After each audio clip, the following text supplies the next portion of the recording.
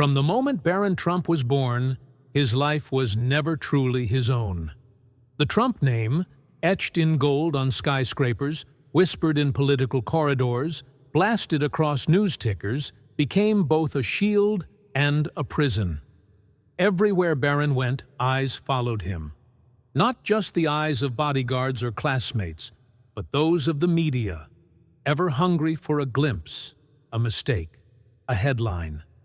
He remembered childhood birthday parties where photographers hid behind hedges, and family dinners that turned into photo ops for magazines. It was as if every step he took had already been scripted by someone else, a role he never auditioned for, but was expected to play flawlessly. Even in the quiet corners of his private life, Barron could feel the weight of his family's expectations pressing down. The unspoken rule: never let your guard down, never falter, never tarnish the brand. He wasn't just a son. He was a symbol, a standard to uphold, a legacy to protect. But deep inside, he wondered, when would he get to just be himself? For Barron, loneliness wasn't just about empty rooms. It was about the silence that crept in at family gatherings, the careful way words were chosen around him, and the constant feeling of being watched, even by those closest to him. At home, the walls seemed lined with unspoken expectations. Every compliment felt double-edged, every conversation filtered through what was best for the family. Sometimes Barron wondered if anyone truly saw him, or if they only saw the name and the legacy. He noticed the way his parents' voices lowered when business was discussed, or how certain documents would disappear the moment he entered the room. There were closed-door meetings, hurried phone calls, a constant sense that something important was being decided without him. Barron felt it, the weight of secrets, the invisible chains that tied him not just to a family, but to a brand. What he didn't know yet was that one of those secrets was about to burst into the open. A secret so big, it would threaten to upend everything he thought he knew about trust, family, and himself. The Hart Auditorium at Georgetown University Law Center was more than just a room. It was a stage set for history. Polished maple walls gleamed beneath the afternoon sun, beams of golden light streaming through towering windows and cutting dramatic patterns across rows of burgundy seats. Nearly 200 people filled the tiered seating, professors in tailored suits, law students hunched over their notepads, and a cluster of journalists whispering behind press badges. Every cough, every shuffle of papers seemed amplified in the heavy silence of anticipation. A rich scent of coffee drifted in from the reception area, mingling with the faint aroma of old books and leather, a reminder that tradition and learning hung in the air. At the front, a stately wooden podium bore the Georgetown seal, flanked by university banners in deep blue and gray. A crystal water pitcher and glasses stood ready, glistening with condensation, as if even the glassware sensed something momentous was about to happen. 3 discrete cameras were fixed at strategic angles, silently promising that whatever unfolded here would be recorded, remembered, and, perhaps, replayed for years to come.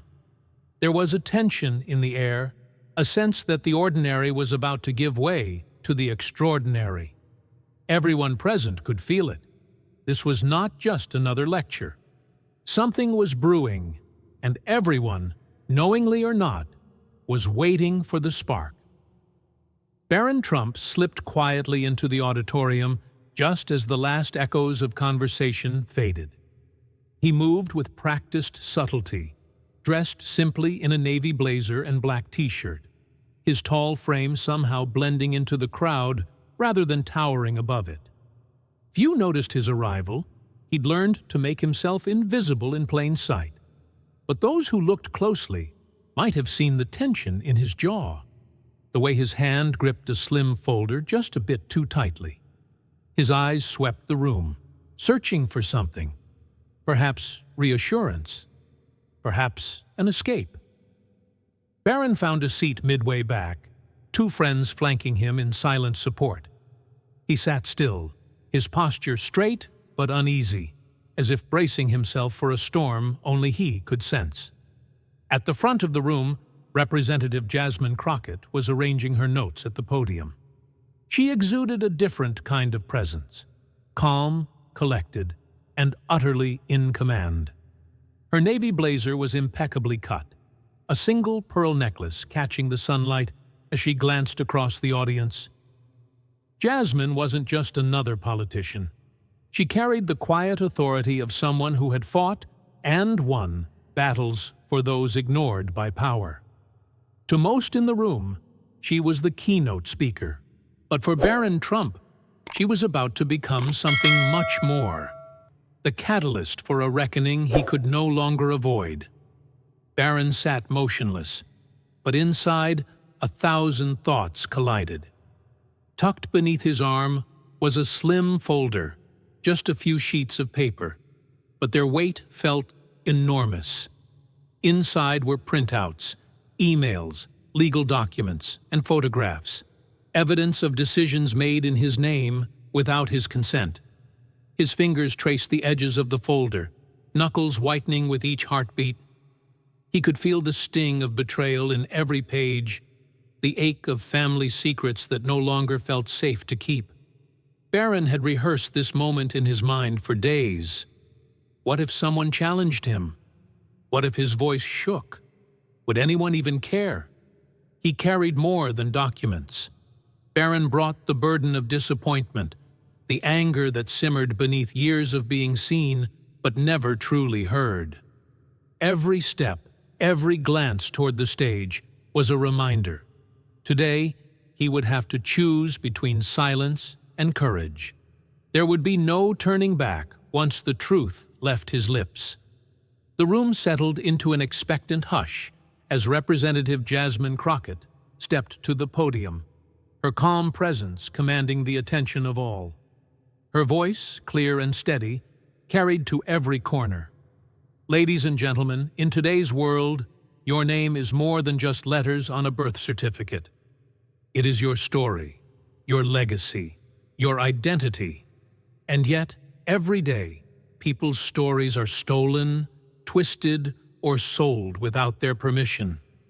Privacy isn't a privilege for the few. It is a fundamental right for all. She paused, letting her words settle over the audience. In my years as a public defender, I have seen firsthand how easy it is for powerful forces, sometimes even within a family, to take what does not belong to them. The pain of losing control over your own name, your own image, is not just legal. It's deeply personal. Jasmine's gaze swept the room, her eyes kind but unwavering. Protecting your identity means protecting your dignity. We must ask ourselves, who has the right to tell your story? Who owns your name, your image, your truth? A ripple of emotion moved through the audience, sympathy, anger, and a recognition of a vulnerability they'd all felt before. In that moment, Jasmine wasn't just teaching law. She was fighting for everyone who had ever felt powerless. As Jasmine's words echoed through the auditorium, Barron felt his chest tighten. It was as if every sentence had been carved from his own life, each phrase a spotlight on wounds he'd tried to hide. He gripped the folder in his lap so tightly that his knuckles turned white. Inside, anger burned, at his family, at the betrayal, at the years of being treated as a symbol instead of a son. But mingled with the fury was something else, a deep, gnawing hopelessness. How many times had he wished someone would see past his last name? How often had he wanted to shout the truth, only to swallow the words in fear of what might happen? The auditorium faded away, replaced by memories. Childhood smiles turned sour, whispered conversations that stopped when he entered the room, the feeling of being invisible in his own home. Barron fought to keep his face composed, but his mind raced. He wasn't just another story in Jasmine's lecture. He was living proof of everything she described. A young man trapped between duty and the desperate need to finally claim his own story. And for the first time, as the truth echoed in Jasmine's voice, Barron wondered, was this his moment to finally speak? Barron's heart thundered in his chest as he clenched the folder one last time. He rose from his seat, each movement deliberate, no longer willing to remain a silent observer. Heads turned. Whispers rippled through the crowd. In that charged moment, time seemed to slow. Every eye fixed on him as he walked toward the aisle microphone. His steps were steady, fueled by months of suppressed anger and the urgent need for truth. The folder thumped against his thigh, a reminder of all the secrets it held. He paused at the mic, took a breath, and lifted his head. The auditorium fell into an expectant hush. Barron Trump was no longer just a spectator. He was the story. Barron leaned into the microphone, his voice calm but carrying raw intensity. Representative Crockett, you spoke of privacy and consent, so I have to ask, how is it that my own family members signed away my name and image without my permission, treating me like a product instead of a person? Silence slammed into the room like a tidal wave. Students froze, pens hovered over notebooks, journalists paused mid-keystroke. Every eye locked onto Barron, his folder clutched like a shield, his gaze unwavering. The gentle hum of the air conditioner and the distant drip of condensation from the crystal pitcher faded into nothing. In that heartbeat, the auditorium ceased to be a lecture hall. It became a courtroom, a confessional, and a battleground. All at once, Jasmine stepped forward, her posture steady and voice warm yet authoritative. Mr. Trump, thank you for your courage in speaking out. She lifted her hand as if to touch the folder in his arms, acknowledging its weight. You've given us more than a question. You've given us the proof. Gently, she continued, in the eyes of the law, once you reach adulthood, only you have the right to authorize your name and image for commercial use. Family ties do not override individual consent. Barron's breath caught as Jasmine paused, then asked softly, would you be willing to share those documents so we can understand exactly what was signed on your behalf? He held out the folder. Jasmine accepted it with respect. She glanced at the printed emails and license agreements, then looked back at Barron with compassion. These are by the book. Your image was licensed without your knowledge, contracts signed by others on your behalf. Her voice rang out clear. This isn't just a legal violation, it's a personal betrayal. And today, you have every right to reclaim what is yours. Before Barron could respond, a man in an impeccable suit pushed through the side door. Richard Kessler, Senior Vice President of Branding for Trump Enterprises, strode to the front with a controlled urgency. His eyes locked on Barron and Jasmine. This is a private family matter, his voice low but firm. He glanced at the folder in Jasmine's hands and then at the packed auditorium. You're making a spectacle of us. A ripple of tension swept the room. Kessler's tailored jacket seemed to bristle with authority as he leaned forward, his gaze sharp. I insist that this discussion ends now. You risk irreparable damage to a legacy built over generations. Students shifted in their seats. Journalists tightened their grip on recorders. The air crackled with unspoken threats, of lawsuits, of silenced voices, of reputations ruined. Barron swallowed hard, feeling the full weight of Kessler's power bearing down on him. Barron's jaw clenched as Kessler's words hung in the air. For a moment, fear and loyalty warred within him. Fear of betraying his family, loyalty to a name he once revered. But beneath it all, a fierce desire for freedom flared.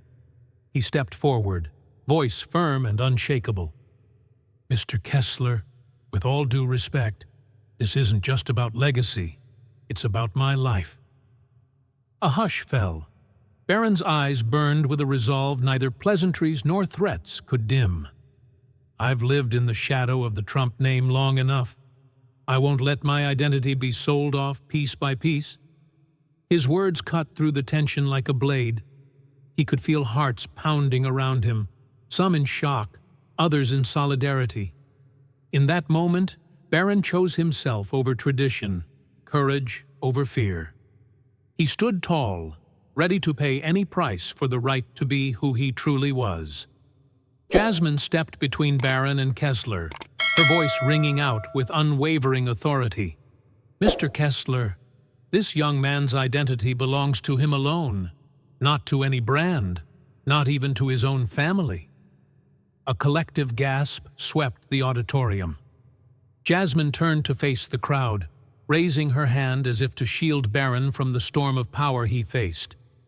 Every person, regardless of their name or status, has the right to control their own story. To commodify a person without consent is to strip them of their dignity. Students rose to their feet, applause erupting like thunder. Journalists immediately started recording, shouting into their cameras, "Breaking news! Jasmine Crockett stands up for Barron Trump's autonomy." Within seconds, phones lit up, hashtags trended, and social media exploded. Number identity, not brand, flooded timelines, amplifying Jasmine's declaration across the world. In that moment, Jasmine's stand became more than a speech. It became a movement. As the applause died down, Kessler recovered his composure and leaned in, voice low but loaded. "Let's handle this quietly, Barron. We can negotiate a private settlement, financial security, future opportunities, everything you could want." He slid a sealed envelope across the stage toward Barron. "Consider this a goodwill gesture. No headlines, no family scandal." In the silent tension that followed, Barron held the envelope in his hand, feeling the weight of both temptation and threat. Inside could be freedom, or another chain disguised as charity. He looked across the hushed auditorium and then met Jasmine's steady gaze. With quiet strength, Barron shook his head and gently pushed the envelope back. "No, my identity isn't for sale. I'll fight for what's mine, openly and honestly." A murmur of approval rippled through the crowd. Barron had chosen autonomy over comfort, integrity over easy compromise. Barron stepped off the stage into a quiet hallway, knees trembling as adrenaline faded. Alone for a moment, he felt the weight of every reaction in the auditorium. Shock, support, curiosity.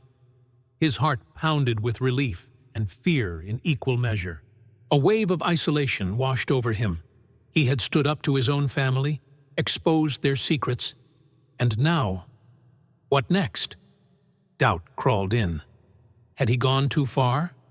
Would there be consequences he couldn't bear? But beneath the swelling uncertainty, a surge of pride rose up. He had claimed his voice. He had honored his own truth. For the first time, Barron felt the taste of freedom.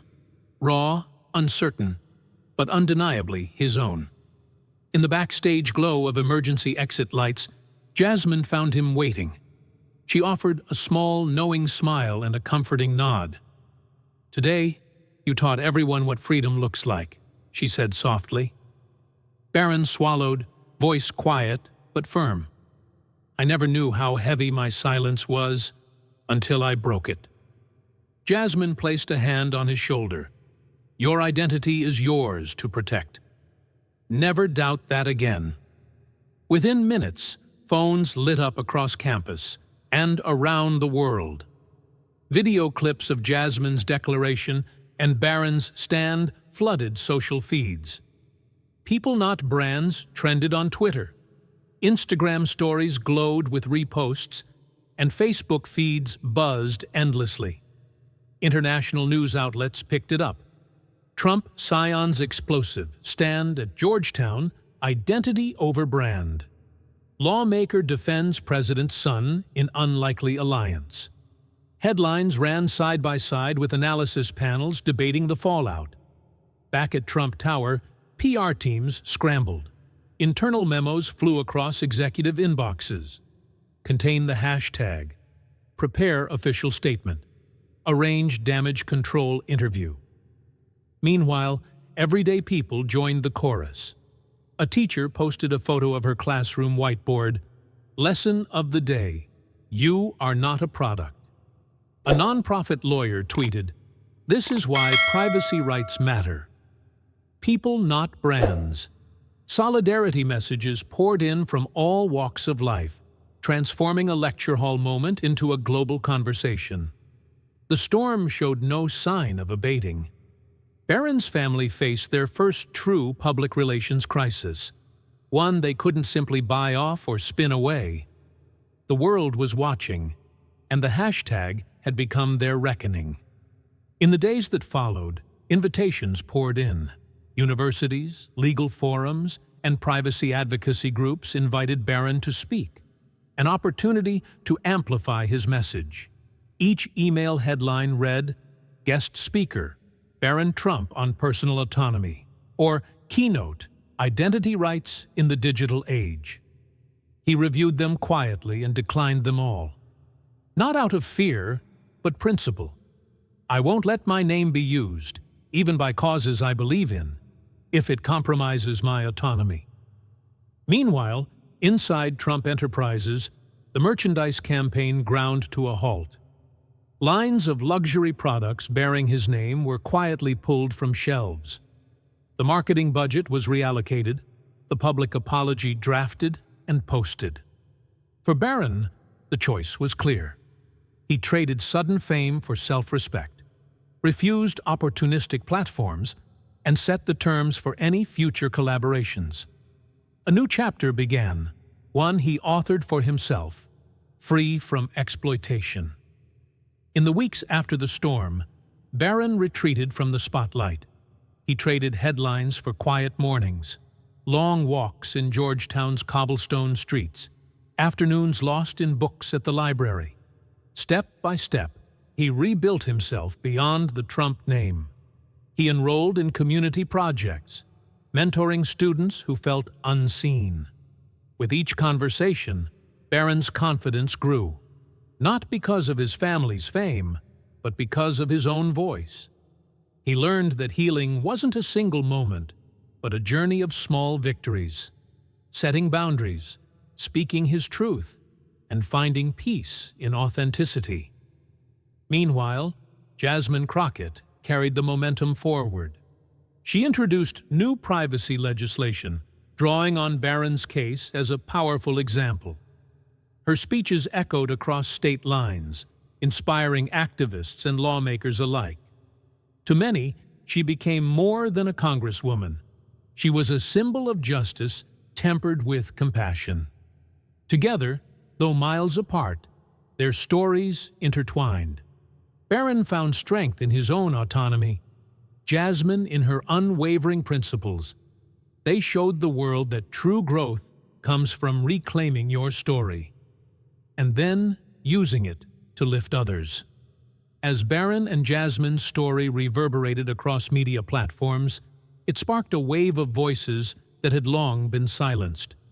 Survivors of brand exploitation, children of celebrities, former reality show stars, even social media influencers shared their own experiences using the hashtag #PeopleNotBrands.